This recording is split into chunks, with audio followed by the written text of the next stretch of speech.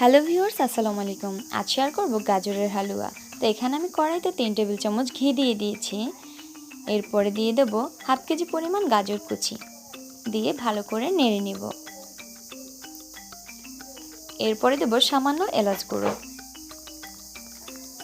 এলাচ গুঁড়ো দিয়ে আবারও কিছুক্ষণ নেড়ে নেব।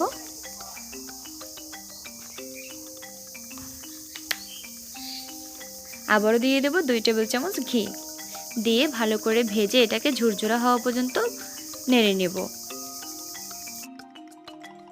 দিয়ে দেব 1 কাপ চিনি।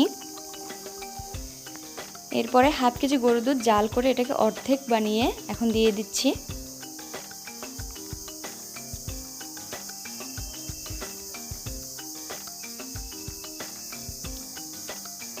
এরপরে দিয়ে দেব 3 টেবিল চামচ গুঁড়ো দুধ।